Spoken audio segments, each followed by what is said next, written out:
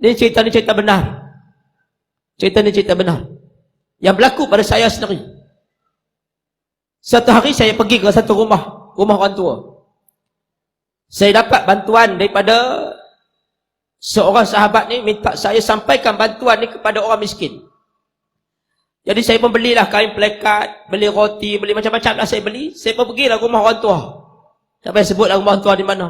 Saya pergi-pergi, kalau tuan-tuan pernah dengar ceramah saya ni, saya dah sebut berkali-kali dalam TV. Saya pernah sebut berkali-kali dalam radio. Saya pergi ke rumah orang tua ni, tuan-tuan elok, saya berhenti saja kereta. Tiba-tiba orang tua berlari daripada dalam asrama orang tua.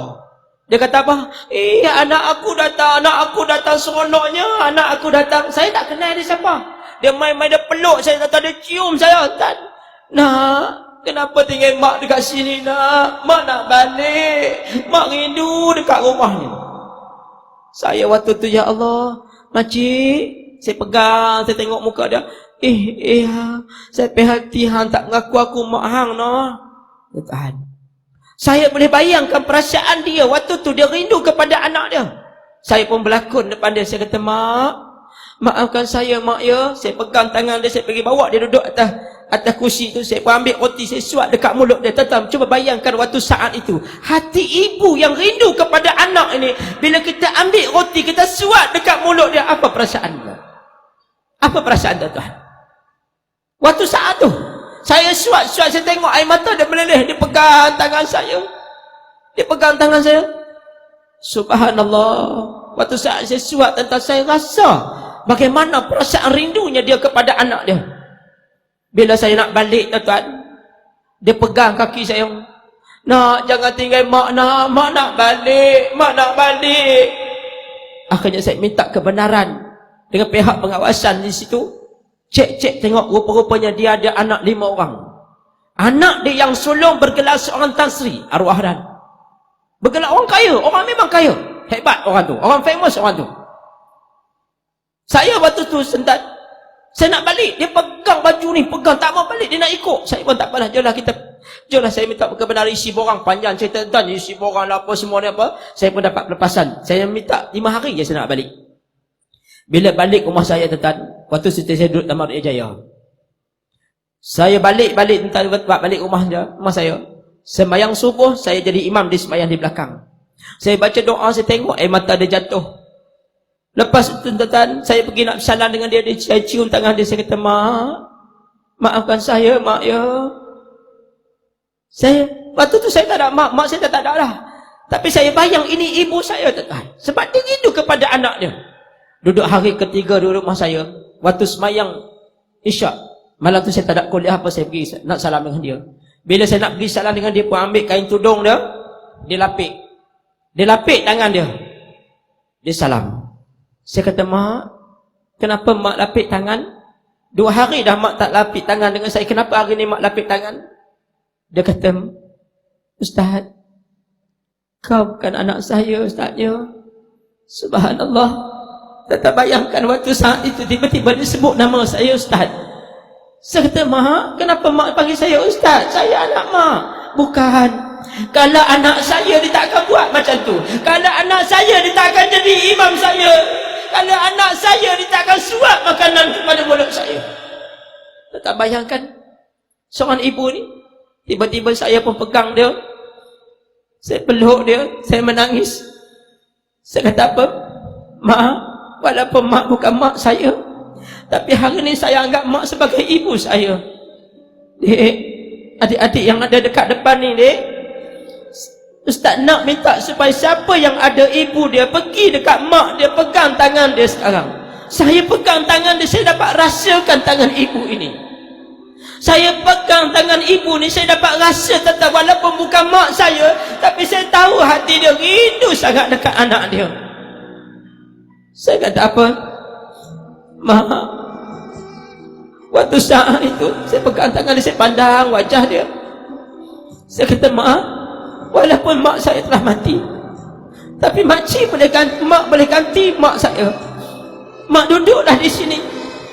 Waktu saat makan, saya suapkan nasi dekat mulut dia. Tiba-tiba dia muntah balik. Dia muntah balik makanan daripada mulut dia.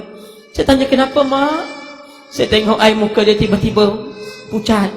Saya angkat dia, panggil ambulans, hantar ke hospital.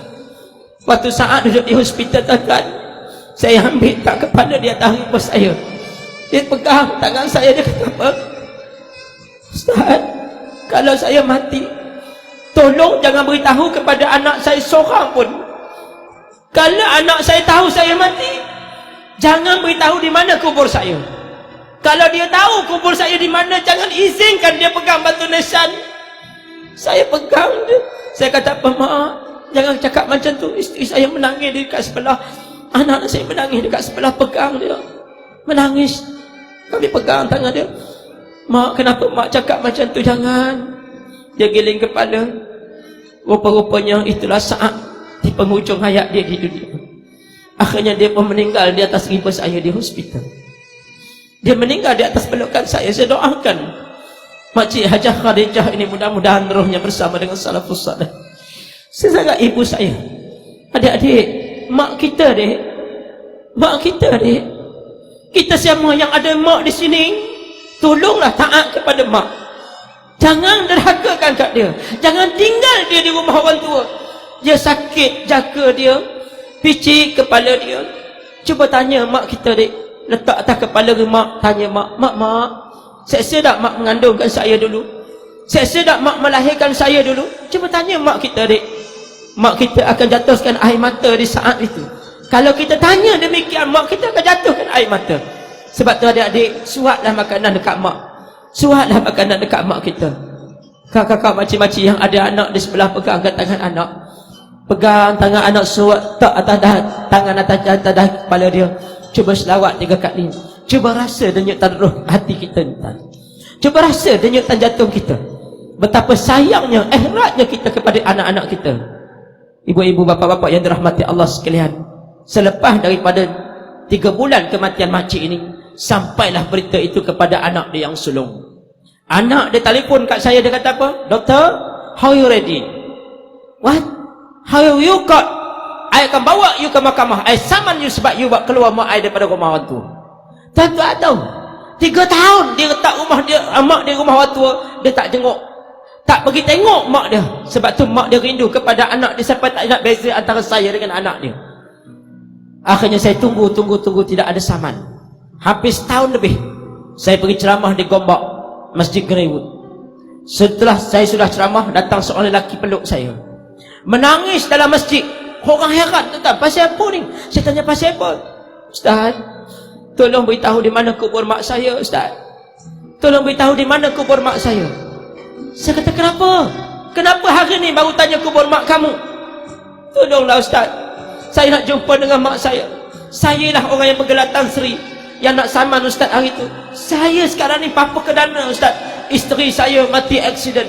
Rumah banglo saya bank dah tarik. Kereta saya semua dah bank tarik. Tinggal satu lagi kereta, tinggal kereta kancil. Tuan-tuan, maka saya kata bersyarat, saya boleh tunjuk kubur mak kamu, tapi dengan satu syarat, kamu jangan pegang batu nisan kubur mak kamu. Sampai saja di tempat kubur mak dia, tak sempat saya nak turun daripada kereta, dia turun dulu. Saya tengok tuan-tuan, tangan dia jatuh. Dia tersungkuk di atas tangan dia tarik. Ibu, ibu. Saya tengok tuan-tuan, mula-mula dengan tangan yang elok, tiba-tiba tangan jadi hitam. Dengan mula-mula, akhirnya mulut dia jadi herak. Herak, mulut dia tarik sebelah. Subhanallah, waktu tu tuan-tuan saya nak bayang. Tiba-tiba tuan-tuan, saya angkat dia, tak sampai, tak jauh mana lah. Yang angkat tu bersama dengan tuan imam masjid. Seorang imam masjid di Sungai Petani. Angkat-angkat tuan-tuan, tak sampai dekat kubur mak dia, tiba-tiba dia menghembuskan nafas terakhir di atas, berhampiran kubur ibu dia. Tuan-tuan, Allah bayar cash anak yang derhaka kepada ibu dan ayah. Sebab tu kita kena hormat ibu dan ayah. Hormati ibu dan ayah. Sebab tu kita selalu dengar dalam nasyid kita, jangan, jangan, jangan andaikan menjadi anak yang derhaka pada ibu bapa, balasan di dunia dah banyak terjadi, berbagai derita yang datang menimpa. Dah banyak dah tuan-tuan. Mudah-mudahan jadilah iktibar dengan cerita. Mudah-mudahan ambillah pengajaran insya-Allah.